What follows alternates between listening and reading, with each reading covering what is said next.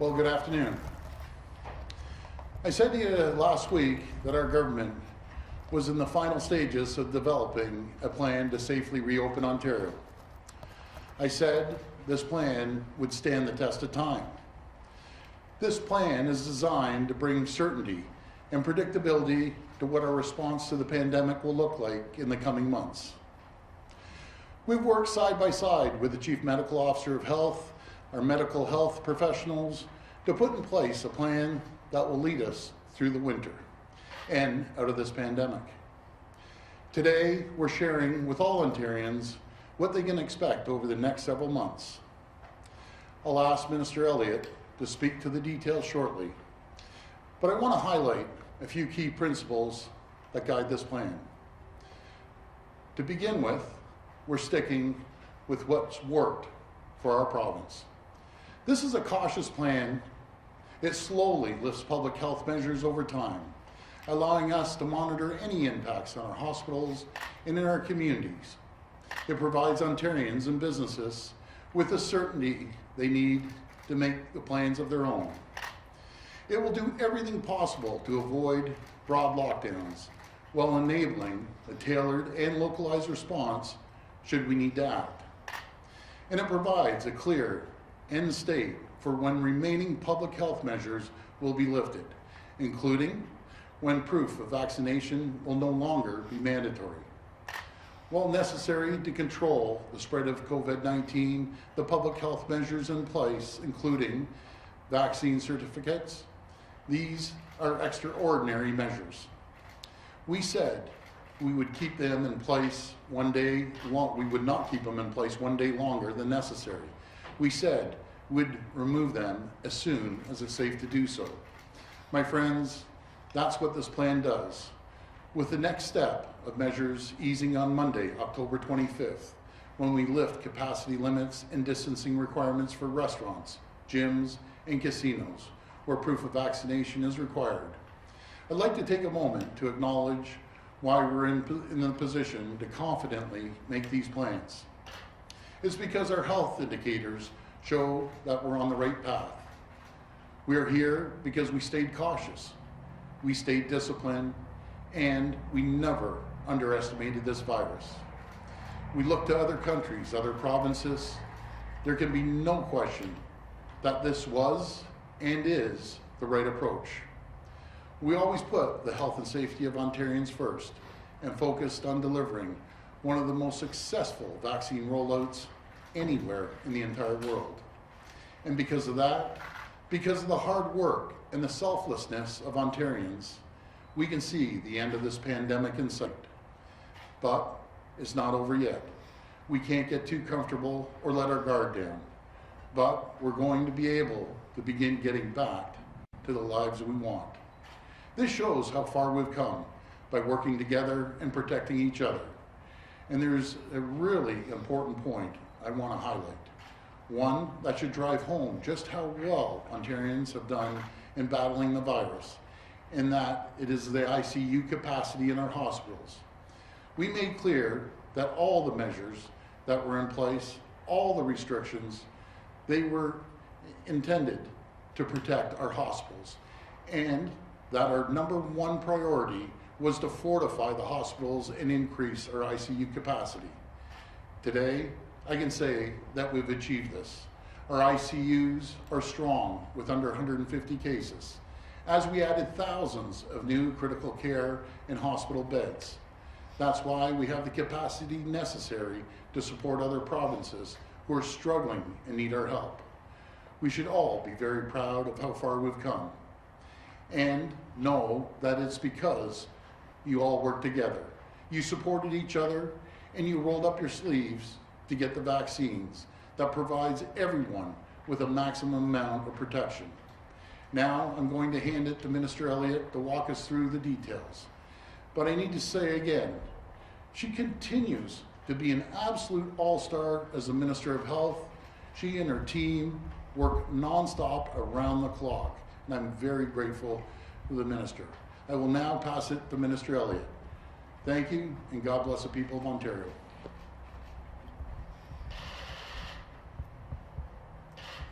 Thank you very much, Premier. Good afternoon, everyone. Since the onset of the COVID-19 pandemic, our government has taken a cautious approach to reopening to protect the health and safety of Ontarians. And as the Premier said, we've made significant progress in our fight against COVID-19 thanks to our gradual approach and the efforts of millions of Ontarians.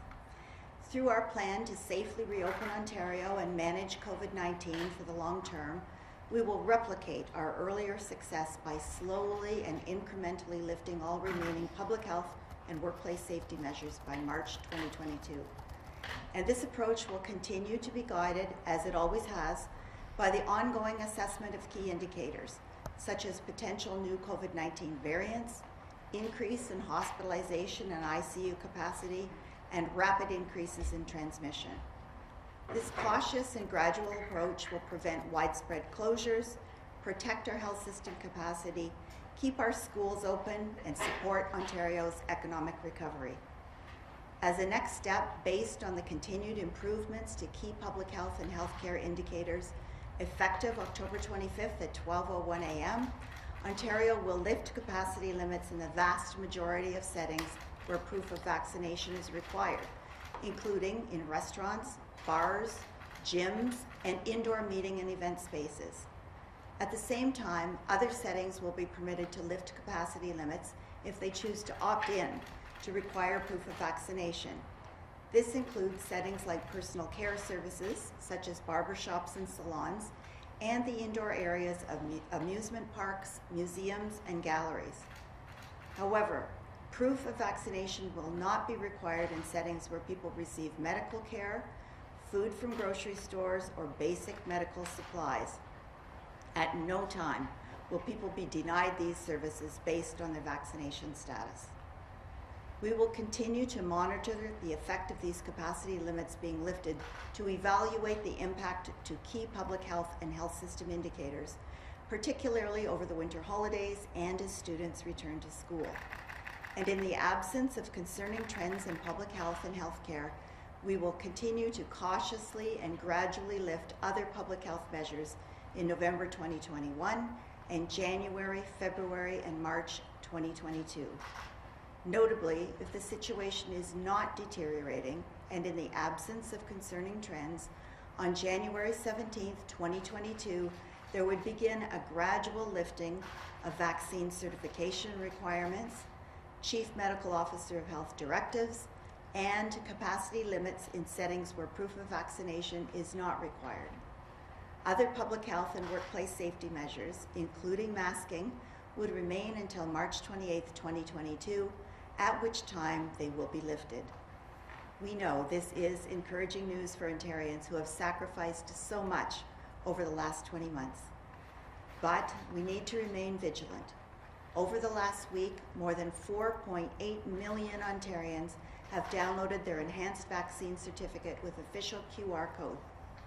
There are also 979,000 people using the Verify Ontario app. Thank you to Minister Rashid and your incredible team for helping to develop these tools. So if you haven't already done so, I encourage you to download yours today and take advantage of this easier and more convenient option to show your proof of vaccination. Today is a milestone in our fight against COVID-19. We have a plan to safely manage this virus in the long term and protect the health and well-being of Ontarians while ensuring Ontario remains open and recovering. Thank you all, and now I will pass it over to Dr. Moore.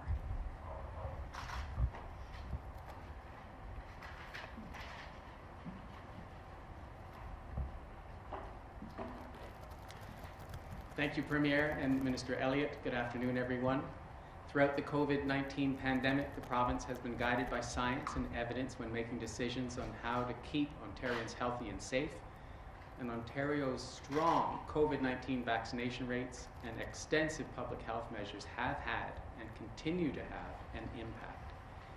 The trends in public health and healthcare indicators remain stable or improving, and the province is currently trending toward the best case scenario projected by the Ontario COVID-19 Science Advisory Table. Ontario's weekly case rate continues to decrease, and we are reporting one of the lowest weekly case incidence rates in the country, well below the national average. And while we never wish to see anyone admitted to an intensive care unit, the rate of COVID-19 ICU admissions remains stable. The province vaccination rate continues to climb, with 87.7% of eligible Ontarians with one dose of COVID-19 vaccine and 83.6% with 2 doses. I want to take this opportunity to acknowledge Ontarians for their commitment to limiting the spread of COVID-19 by getting vaccinated and following the public health measures. You are protecting yourself, your family, and your community through your actions, and I want to offer my sincere thanks and gratitude to you all. Because of your collective efforts, our schools remain safe, places to learn, and our businesses are safe and open. And because of you, the province is now in a position to implement a plan to continue the safe reopening of Ontario by gradually lifting remaining public health and workplace safety measures over the next several months. While we are optimistic about the future, the province will continue to monitor this situation very closely, and we will respond quickly to protect Ontarians' health should the need arise. To manage COVID-19 over the long term, local and regional responses will be implemented based on local context and conditions. Public health measures would be applied provincially in exceptional circumstances, such as when the province's healthcare system capacity is at risk of becoming overwhelmed, or if a vaccine-resistant COVID-19 variant is ever identified in the province. And as these measures are gradually lifted, we must stay vigilant, as we do not want to cause any more disruption to people's lives. As we move ahead with reopening our province, Ontarians must remember that we need to continue to follow public health measures, such as washing our hands, wearing a face covering, and physical distancing, and to help ensure a safe reopening for everyone. It's also important that we continue the critical work to vaccinate those who have not yet received their shots. Vaccination saves lives, helps keep people from severe outcomes, including hospitalization and death. Vaccination continues to be the key to getting us out of this pandemic, so I ask that anyone who is not fully vaccinated to please protect yourself, your family, and your community, and get your shot as soon as possible.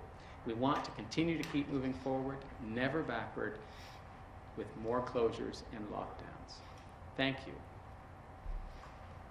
We'll take questions at the mic. If the journalists in the room could just form a line behind me. And just a reminder, it's 1 question, 1 follow-up.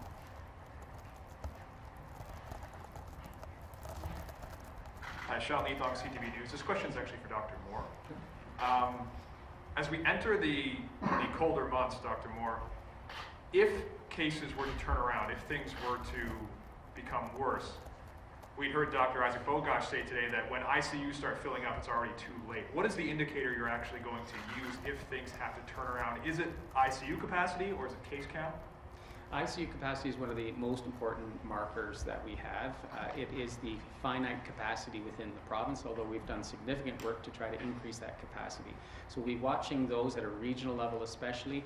We've built increased capacity across the province. We've got a very good system now to respond to local rises in cases. We've got regional programs in place to work with our local medical officers of health, both within a health unit and at a regional level. And then if it begins to spread regionally to higher levels within the province, we also have plans in place. So those are the key metrics, hospital utilization and the intensive care capacity. My next question is about the opt-in strategy. That'd be for Dr. Moore, perhaps Minister Elliott. Is there a system in place where businesses can actually inform the government that they're opting in, or how does it work? So opting in will be at a local level, that they have to put signage in place if they're opting in to the immunization certification process. If they want to do it for an event and or for a 24-hour period, that would be signage, public disclosure, and then that would be enforced by the local bylaws or public health agency as needed, and to ensure that they're compliant with the certification process. Hi there, Richard Southern with City News 680. Premier, when you talk about hopefully lifting the mask mandate by the 28th of March, will that include schools, and are you confident that it'll be safe to do that? Are you confident that students will be able to be vaccinated by then, sir? Well, March is a little ways off. We'd have to look at the numbers. I'd always consult with the Chief Medical Officer of Health, consult with the frontline education folks and the Minister of Education, and then we'll determine it from there. But I think we'll see what happens. On another matter, sir, there's a big impasse between your government and the optometrists. A lot of seniors can't get their eye test done. They don't want to return to the bargaining table until they get what they think they're owed.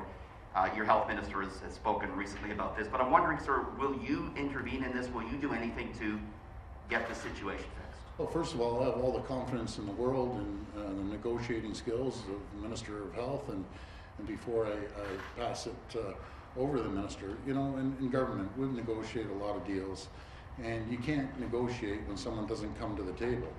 And, you know, we showed good faith, and I think it was $39 million we gave them, but you can't negotiate by yourself. So I encourage them, please come to the table. Let's get a deal done. As Premier, I'm asking you, please come to the table. You know, the only people you're hurting are the people of Ontario. So I want a deal done. I have all the confidence in the world in the Minister of Health, and I know we're going to get a deal done, but we can't do it by ourselves. I'll pass it over to the Minister. Well, we are certainly very anxious to resume negotiations with the Ontario Association of Optometrists. We have already paid $39 million into their accounts to cover the increases that they would have got based on physician increases from the period when their last agreement ran out in 2011 until today. But there are future increases. We've offered an 8.48% increase going forward, retroactive to April 1st of this year. And we also want to understand the overhead issues that the optometrists are concerned about. But we can't resume mediations with only one party at the table. So we urge the optometrists to come back to the table. We want to speak with them. We want to come to a solution that is going to be satisfactory to them and, of course, satisfactory to the taxpayers of Ontario, because we have a responsibility to be sound financial guardians of taxpayers' money. And so we want to start those discussions. We are continuing to fund those OHIP-funded services for young people and seniors over age 65. We are anxious to continue to do so, and we want optometrists to continue providing those services. So we ask the optometrists, the association, to please come back to the table so we can reach an agreement as quickly as possible. Thank you. Matthew Bingley from Global News. Just on vaccine certificates, you begin to roll them back in the dead of winter. The science experts are saying that you should probably wait until spring because that's the highest risk time. So I'm just wondering what the rationale is for rolling it back when everybody's inside and it appears to be higher risk. Well, the numbers seem stable, and like we said, I want to be cautious, very cautious moving forward. We're one of the most cautious provinces in the whole province. Matter of fact, one of the most cautious in North America. But in saying that, if the numbers are stable, and before I'm going to pass this to Dr. Williams, but the numbers are stable, this isn't a one-way street, by the way. It's a two-way street.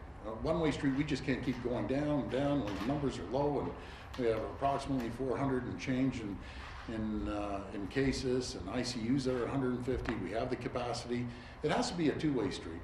You know, there has to be benefits to the people across Ontario to see all the hard work that they've done, and they're able to see the difference. But let me reinforce the word cautious.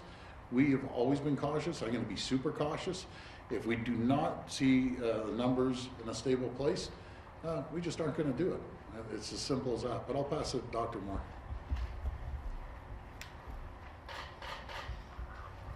That's an excellent question, and thank you for it, because as we get into the colder months, this virus does want to spread. As the humidity inside goes down, the virus wants to spread. It's a call for more people to be immunized to decrease the overall risk to our population heading into the winter. We don't want to see more people in the intensive care unit. The good date that we've set, which I think is absolutely appropriate, is January 17th to review the data. That will give us an opportunity to review the preceding 2 months of potential activity within Ontario. It'll let us get through the holiday season and analyze if there's been any spread within social settings or in other workplace settings to make an informed decision. So the Premier absolutely is correct. We will be following the data, we'll be analyzing it very closely heading into January 17th to make a decision whether we move forward. And as we've seen through step 3 of the reopening, we took our time, we were cautious, and I think that has saved lives, and we'll do the same again and again to protect the health of Ontarians. Dr. Moore, if I could just follow up with you. The March date next year for masking potentially be lifted, what is it about that date that, from this point that you can confidently say that you can lift masking regulations based on what we're seeing with the UK right now? The science table noted with Nordic countries when they withdraw them. What is it about March? By March, we hope we've maximized our immunization strategy in Ontario, that we have more Ontarians immunized to the point that this virus doesn't have a host in which it can reproduce. We'll have our 3rd dose strategies will be completed.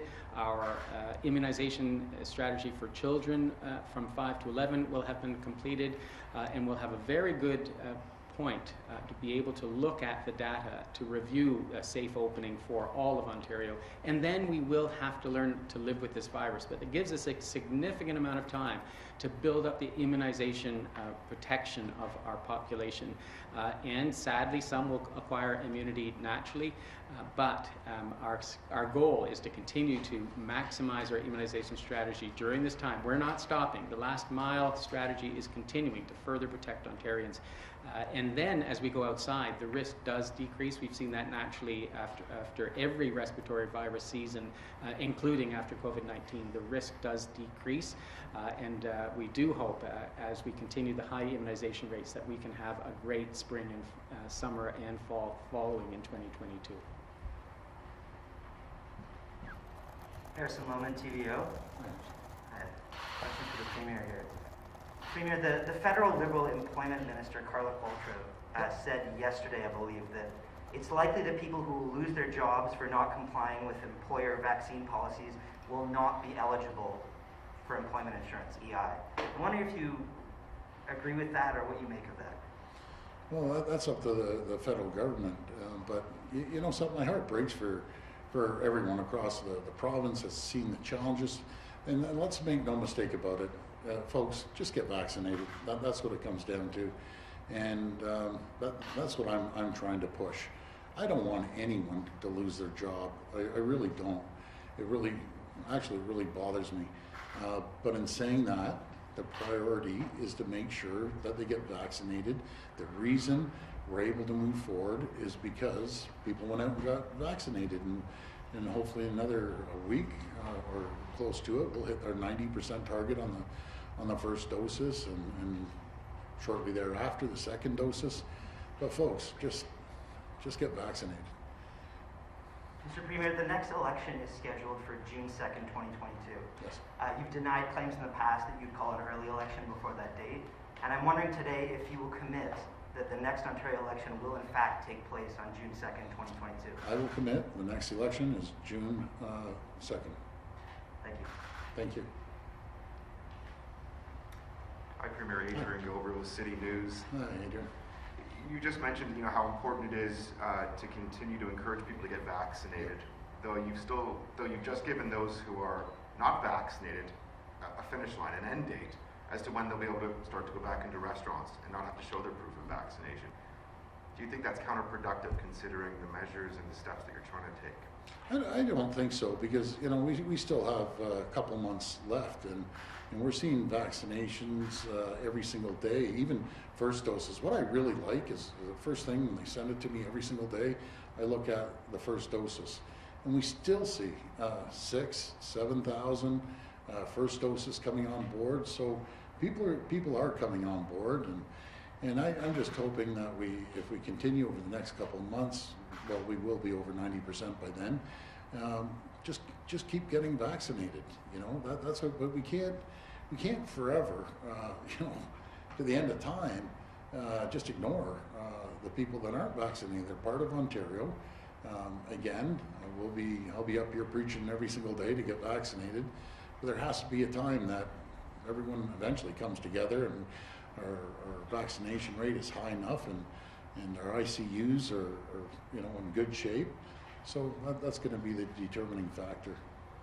On the anti-vax front, I've spent the last couple of days following independent MPP, Mr. Hillier, who has been posting photos of individuals on his social media who recently passed and claiming that they died due to the COVID-19 vaccine. Multiple families of these deceased individuals have spoken out, saying that's untrue, that's my loved one. They say they're being further traumatized. They're wondering what kind of recourse they might have. Do you believe that an elected official can continue to perpetuate misinformation, share misinformation, and hurt Ontarians? And what can be done, if anything? I think it's appalling an elected official would do that, but someone who's passed away for another reason and post it and say it's because they had vaccinations. It's disgusting in my opinion. That's the reason Randy Hillier is not part of our party. That's the reason Randy Hillier will not win the next election if he decides to run. And ironically, Randy Hillier's riding is the highest vaccinated riding anywhere in Ontario, so they don't believe in him either. I think this guy, I always said before, the cheese slipped off the cracker with this guy. He's gone rogue. The guy's lost his mind, in my opinion. And I ignore him. I think it's ridiculous. I wouldn't even give him the time of day if I were the media. That's what he loves. Hi, Premier Jeff Gray, Global Mail. Oh, How Jeff. are you? Good, how are you? I wanted to ask you about the restaurant business. Sure. You know, I hadn't heard the sort of level of anger from business lobbyists over that time after the rules were loosened for the hockey rinks and so on in years. Mm-hmm. Are you contemplating any moves to repair that relationship? This is small business, these should be natural constituents for you and your party. Yeah, so when it goes to the OHL, the small little urban hockey teams, or the NHL, I always consulted with their chief medical officer of health. And being in a large arena with the airflow a lot better, I was told we had consensus, we moved on it. Now it's only been about a week or 2 weeks, you know, that now we're opening up the restaurants. I have supported the restaurants. My heart bleeds for these small business owners. We support them to a tune of $4 billion, and I'll always support them. But this is why we need people vaccinated. We need to get it moving forward, and I'll always be there to support them. And I apologize for, you know, if it's been 2 weeks and we didn't line them up side by side. But again, I always consult with the chief medical officer. He gave us the green light, and maybe, you know, I won't even ask him to come up. That's what happened. He said move forward, we move forward, and now we're going to move forward with the restaurants. This will be the last question. Well, I think that's what the restaurants are saying. I mean, I think you're right. It was a symbolic thing that they have heard for so long through this whole thing, unlike maybe any other business. Yeah. And now with patio season ending, a lot of them are hanging on by their fingernails, they tell me.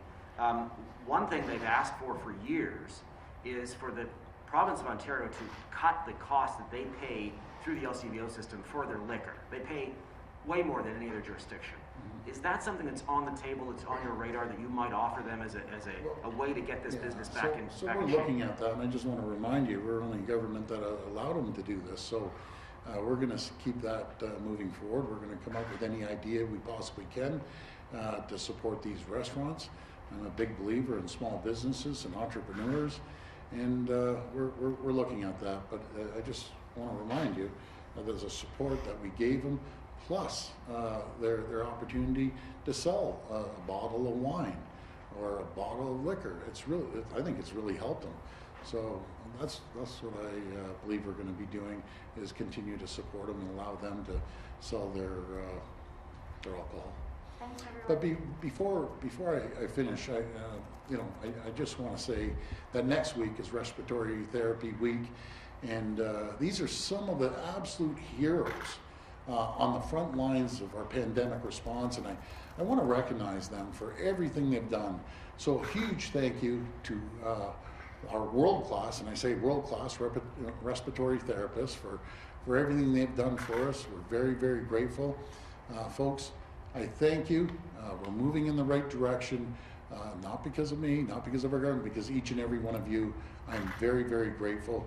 So thanks everyone, and have a very safe weekend. All the best. Thanks, everyone.